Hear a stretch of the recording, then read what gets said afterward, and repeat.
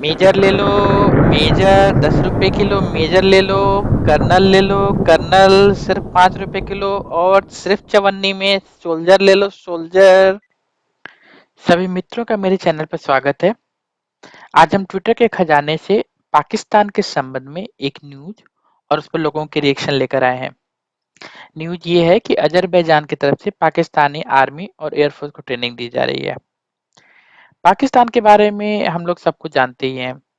Azerbaijan तुर्की के पास एक छोटा सा देश है। 2020 में इसकी अपने पड़ोसी देश आर्मेनिया के साथ एक जबरदस्त लड़ाई हुई थी। लगभग 44 दिन ये लड़ाई चली थी। और ये जो लड़ाई थी ये एक विवादित क्षेत्र को लेकर हुई थी। जैसे भारत और पाकिस्तान के बीच में कश्मीर विवादित क्षेत्र है, वैसे उनके पास भी एक क्षेत्र है जिस पर दोनों को दोनों दावा करते हैं। तुर्की के ड्रोन की मदद से अजरबैजान ने आर्मेनिया का बहुत नुकसान किया, क्योंकि आर्मेनिया के पास उन्नत एयर डिफेंस सिस्टम नहीं था। वही अजरबैजान अब पाकिस्तान के आर्मी को ट्रेनिंग दे रहा है। मतलब ये देखिए कि पाकिस्तान के कैसे दिन आ गए हैं कि अजरबैजान जैसा देश उन्हें ट्रेनिंग दे रहा है। खैर, चलिए अब हम वो ट्वीट देखते हैं और उस पर लोगों का रिएक्शन क्या है ये देखते हैं। आगे बढ़ने के पहले आप लोग मुझे कमेंट सेक्शन में ये जरूर बताएं कि आप क्या सोचते हैं कि अजरबैजान और पाकिस्तान की ट्रेनिंग के बारे में। तो ये रहा वो ट्वीट जहाँ पे आ, अजरबैजान जो है पाकिस्तान को ट्रेनिंग देने की बात कह रहा है। और मेनली ये ट्रेनिंग उनके एयरफोर्स और आर्मी हेलीकॉप्टर पायलट्स को दी जा रही है। लोगों के रिएक्शन देखते हैं। शैलेश कुमार कहते हैं कि भारत जो है वो साइड लेने से पीछे हटता है मेरे आर्मेनिया और अजरबैजान में।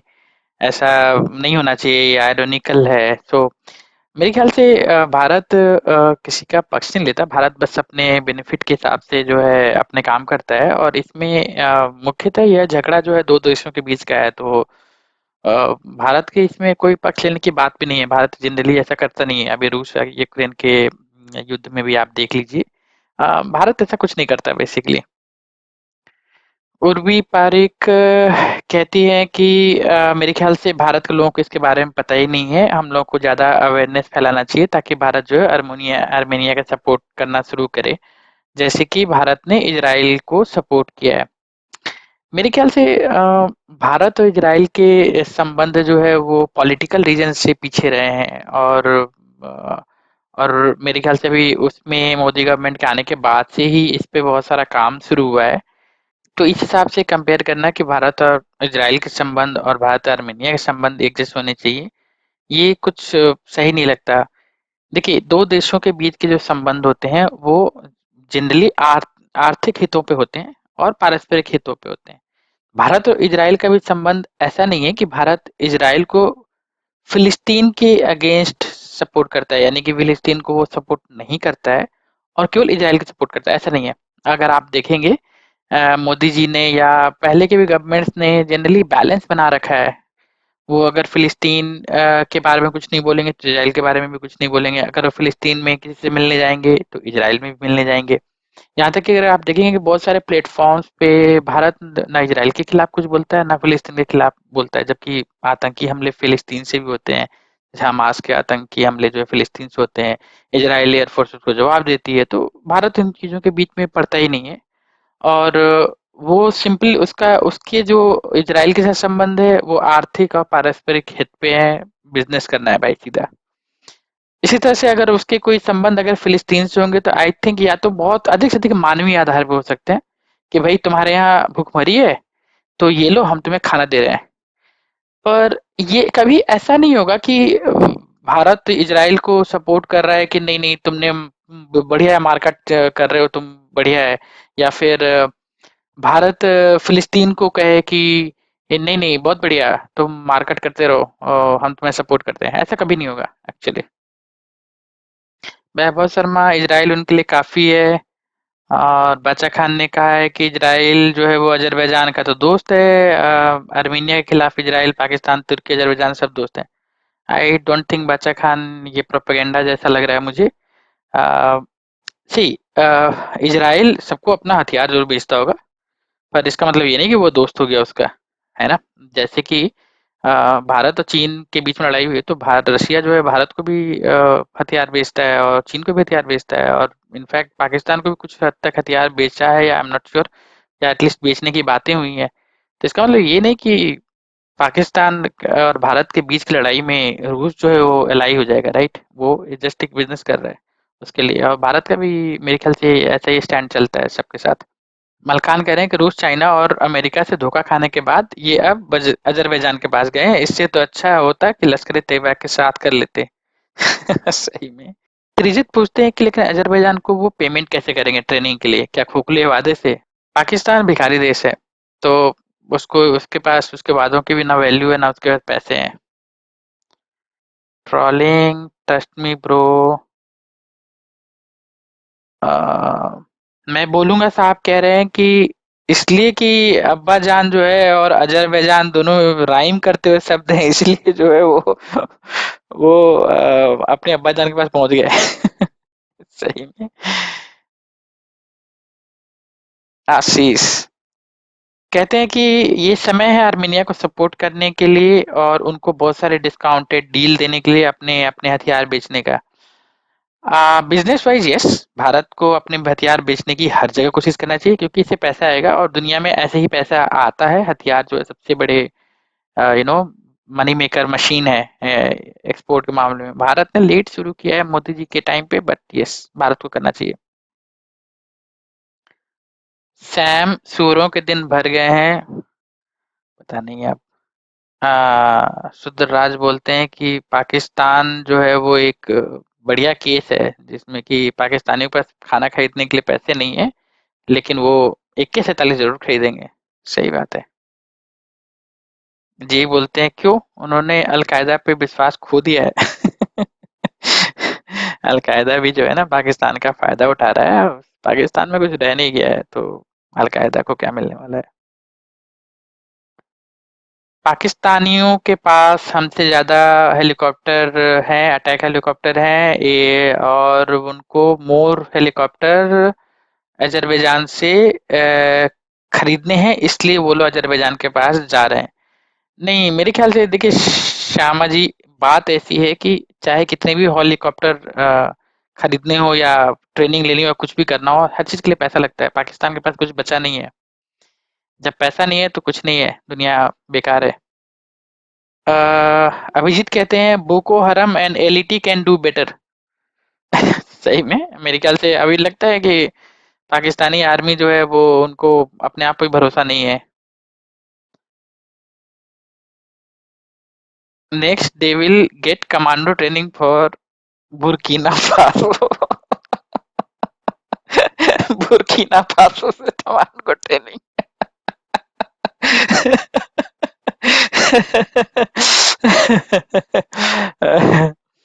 रंजीत, जैसे कि ये लोग बहुत अच्छे हैं करने में, शायद ये अजरबैजान के ऊपर कह रहे हैं। एक और सज्जन कह रहे हैं कि भारत को ब्रह्मोस मिसाइल देना चाहिए आर्मेनिया को, प्रॉब्लम सॉल्व हो जाएगी। देखिए जैसे मैंने कहा भारत की कोई अजरबैजान से दुश्मनी थोड़े ना है। ठीक है, वो दोस्ती हो या ना हो लेकिन भारत जो है इन सब चीजों के बीच में नहीं कूदेगा। और आर्मेनिया को ब्रह्मोस चाहिए तो मेरे ख्याल से उसको पैसे देने पड़ेंगे। आर्मेनिया को ब्रह्मोस कोई फ्री में तो मिलेगा नहीं। To fly boom stick. Alamgir साहब कहते हैं कि किस चीज की ट्रेनिंग चल रही है कि बूम स्टिक कैसे उड़ाया जाए। सुजीत कहते हैं may be money making trick, मतलब पाकिस्तान जो है वो पैसे बनाने की सोच रहा है। ये कुछ हद तक संभव है क्योंकि पाकिस्तान की जो आर्मी है वो मर्सनरी आर्मी कही जाती है, मतलब कहीं भी हो आप उन्हें पैसे दीजिए और वो जो है वो लड़ाई करेंगे आपके लिए। तो हो सकता है कि अदला बदली चल रही हो, वो ट्रेनिंग देंगे उसके बदले जो है पाकिस्तानी सैनिक वहां पर लड़ाई लड़ेंगे। बाकी पाकिस्तान के पास पैसे तो नहीं है देने के लिए ट्रेनिंग की। तो ट्रेनिंग के बदले वो पैसे नहीं देगा। ट्रेनिंग के बदले ये कह सकता है वो कि हाँ ठीक है, आगे आपकी जो लड़ाई होगी आर्मेनिया से तो हमारे ट्रूप्स आपके साथ लड़ेंगे। In drone warfare to get shot from MiG 21 again. MiG-21 वाला किस्सा पाकिस्तानियों को पूरी जिंदगी याद रहेगा। मतलब F-16 को जिस तरह से उन्होंने मार गिराया था। सून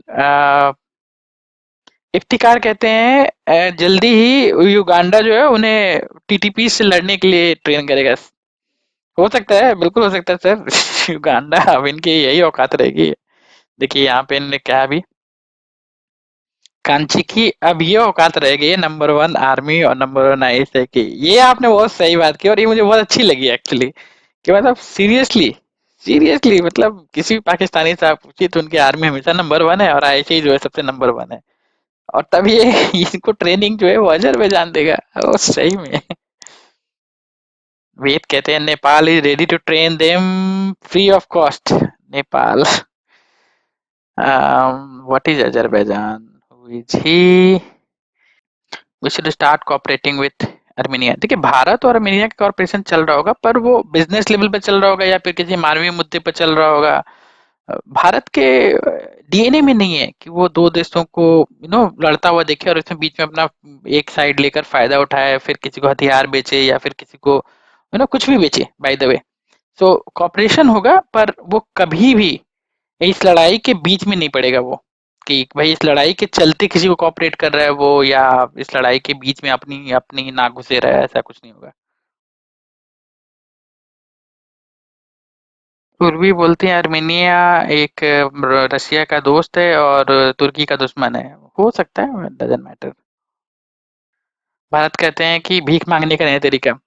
देखिए पाकिस्तान भिखारी देश है, इसमें कोई दो राय नहीं है, लेकिन यहाँ पर मेरे ख्याल से ये लोग ट्रेनिंग के बदले जो है उनकी आर्मी लड़ेगी उनके साथ।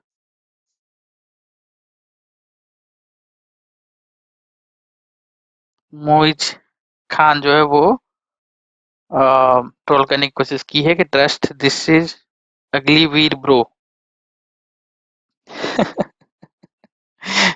अमित बत्रा बोलते हैं फिर भी कुछ नहीं होगा। डेफिनेटली पाकिस्तान की कुछ औकात नहीं है, पाकिस्तान का मुख्य दुश्मन एक भारत ही है, पर उससे कुछ होना जाना नहीं है। बुजोंग बोलते हैं means Pakistan is such a pathetic state that Azerbaijan needs to train PF pilot. Seriously ये तो सोचने लायक बात है। मतलब आप लोग भी बताइए कमेंट में कि आप लोग क्या सोचते हैं, मतलब क्यों ऐसा हो सकता है। मुझे तो एक ही चीज समझ में आती है कि वो शायद ट्रेनिंग के बदले जो है उनके साथ लड़ाई में भाग लेंगे, बस इसलिए वो ट्रेनिंग ले रहे हैं और कुछ नहीं।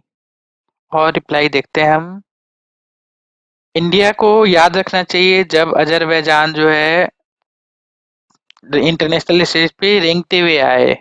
कभी भी इन जैसी कंट्रीज को भूलना नहीं चाहिए और उन्हें टाइम आने पे अच्छे से पेलना चाहिए। नहीं डेफिनेटली इंडिया जो है वो ये सब चीजें याद रखता है, उसको पता है कि किसके साथ क्या करना है। जिन्ना का अजरबैजान खुद।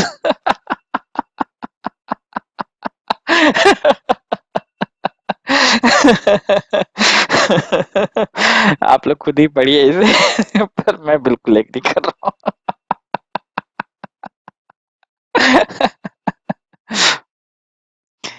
सही में। लोगों की इमेजिनेशन। भगत जी बता रहे हैं कि अजरबैजान तुर्की पाकिस्तान जो है वो भारत के खिलाफ हैं और इंडिया जो है उनको इसको ईरान, आर्मेनिया, ग्रीस, सीरिया इनकी हेल्प करेंगी तुर्की और अजरबैजान को ये मामले में। देखो दोस्त, मैंने कहा ना भारत के डीएनए में नहीं है कि भारत जो है किस लड़ाई करेगा या किसी की लड़ाई में ना घुसेगा। इनफैक्ट भारत का एक दूसरा पर्सपेक्टिव है। भारत ये चाहता है प्रोबेबली कि हर कोई शांति से रहे, सब कोई बिजनेस करे, अपनी अपनी प्रॉस्पेरिटी लोगों को खिलाए, अपने कपड़े दें, कोई किसी को ना मारे। तो भारत जो है कभी अमेरिका वाला काम नहीं करेगा कि भाई दो लड़ रहे हैं तो एक का पक्ष लो, उसको बढ़ाओ, उसको दबाओ, ये करो वो करो, उससे बिजनेस करो। आई मीन भारत के वो डीएनए में है ही नहीं एक्चुअली। भारत ये काम नहीं करेगा। रशिया, ईरान, आर्मेनिया, सीरिया को सपोर्ट कर रहा है, अच्छी कॉल है। और भगत बोल रहे हैं कि रशिया जो है उसकी ग्रीस से भी अच्छे रिलेशनशिप है। और भी बोल रही है कि रशिया इंटेलिजेंट है। दिक्कत ये है ना कि ये सब जो देश है ना, रसिया और अमेरिका जैसे देश है ना, ये लोग बहुत पहले जो है वो काफी काफी पैसे बनाए हैं इन लोगों ने और काफी इनके पास शायद लड़ाई करने के अलावा और कोई काम है नहीं एक्चुअली, तो इसलिए जो है वो ये सब करते रहते हैं, और दूसरा कोल्ड वार वाली मानसिकता अभी भी गई नहीं है। एक चीज़ हमेशा जान के रखिए, भारत के लिए जो है ना, कभी भी प्रायोरिटी, भारत अगर अमेरिका जैसा बन गया, तब भी इसकी प्रायोरिटी जो है हमेशा ऐसी चीज़ें होंगी जो कि विश्व कल्याण के लिए हो। जैसे कि फूड हुआ, या वाटर हुआ, स्पेस हुआ, या एनवायरनमेंट हुआ, and I think that is what is needed. जैसे आप सोचो, इस दुनिया में वो लड़ाई करके मिल क्या रहा है? एक देश विजयी हो जाएगा, दूसरा देश मर जाएगा, उसमें से फिर से कुछ नया बनना शुरू हो जाएगा। आई मीन क्या होगा लड़ाई करके कुल मिलाकर? तो मेरे ख्याल से जो भारत की सोच है कि सब शांति से रहे, सब आराम से रहे, ये सोच ज्यादा सही है। अमर मंडल, तुर्की, China, Azerbaijan, North Korea, Pakistan, सब शिट है ऑब्वियसली। हमजा हसन जो है वो कुछ तो कह रहे हैं, लेकिन मुझे लगता है वो काफी उल्टा सीधा उन्होंने बोला है। मुझे समझ में ज्यादा नहीं है, लेकिन बदर मुनीर वो कह रहे हैं कि इंडिया जो है बहुत सारे इजरायली हथियार खरीद रहा है, और चूंकि पाकिस्तान जो है डायरेक्टली इजरायली हथियार नहीं खरीद सकता, इसलिए पाकिस्तान उन हथियारों पर ट्रेनिंग ले रही है। जब वॉर होगी और जब इंडियन सोल्जर के वो हथियार जो वो कैप्चर कर लेंगे, तब वो उसको हथियार को इंडिया के खिलाफ यूज कर पाएंगे। आई मीन ये बहुत ही अजीब सी बात है। ऐसा होता नहीं है एक्चुअली कि आप हथियार, जो हथियार मतलब क्या, कोई AK-47 की ट्रेनिंग थोड़ी ना लेने गए हैं वो बंदूक कैसे चलाई जाए, वो हेलीकॉप्टर की ट्रेनिंग ले रहे हैं। और आपको मैं बता दूं कि ऐसा युद्ध में होता नहीं है कि कोई देश जो है अपना, मेरे हेलीकॉप्टर पे किसी ने कब्जा कर लिया और अब वो हेलीकॉप्टर लेके उड़ा रहा है, ऐसा होता नहीं है। ठीक है, जब तक कि कोई हैंड ओवर कर दे कि भाई ये लो मेरा हेलीकॉप्टर अपने और उड़ाओ उसको। आपको लगता है युद्ध ऐसे होते हैं? ऐसे युद्ध नहीं होते। युद्ध जो है वो बहुत ही डिफरेंट तरीके से होते हैं। अगर किसी को ये लगा कि मेरा बहुत बड़ा सा वेपन सिस्टम जो है दुश्मन के हाथ में लगने वाला है, तो सबसे पहले इसको डिस्ट्रॉय करेगा वो, उसको दुश्मन के हाथ में लगने के बजाय।